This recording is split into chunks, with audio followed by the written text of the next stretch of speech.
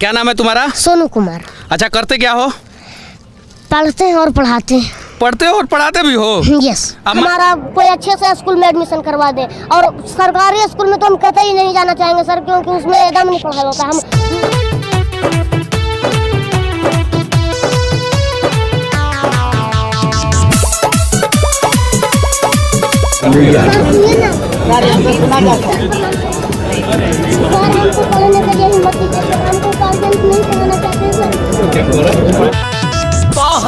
सोनू हाथ जोड़ी चाचा गरीब के कर भलाई हो।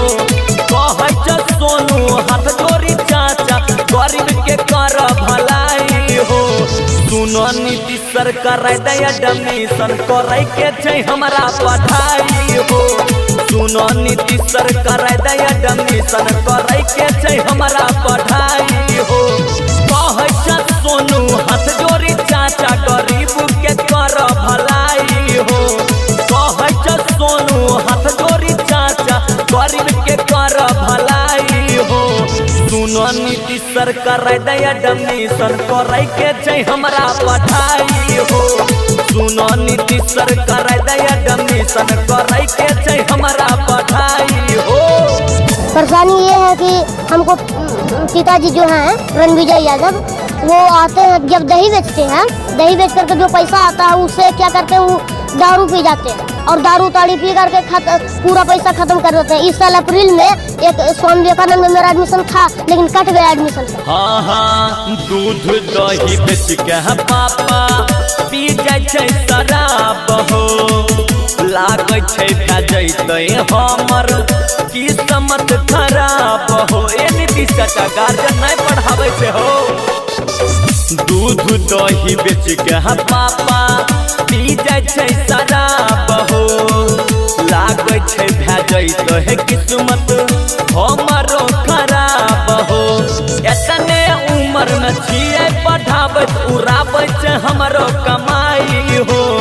एतने उम्र में छिए पढ़ाबत उड़ाबै छै हमरो कमाई हो। सुनो नीतीश सरकार एडमिशन करे के छै हमरा पढ़ाई हो। सुनो नीतीश सरकार एडमिशन करे के छै हमरा पढ़ाई हो। हमको भी सपना है कि IAS DM बने। हम सबके साथ हम सब तो बोलता है कि UPSC निकालना बहुत कठिन है, लेकिन हम कहते हैं नहीं कठिन है, बस केवल मेहनत की जरूरत है, लगन की जरूरत है। सोनू कुमार। सरकारी स्कूल में तो हम कतई नहीं जाना चाहेंगे सर, क्योंकि उसमें एकदम नहीं पढ़ाया होता। हम सर को भी हम देखें स्कूल नहीं जइबा सरकारी, इंग्लिश पढ़ाई में होइ छै टीचरों पर भारी। हे सर कहै छियै स्कूल नहीं जइबा सरकारी, कहै छ बेरी बेरी जूनियर खेसारी। राइटर सुलेंद्र सोनू कह IPS हो बनाई हो। राइटर सुलेंद्र सोनू कह IAS हो बनाई हो। सुनो नीतीश सरकार एडमिशन करे के छै हमरा पढ़ाई हो।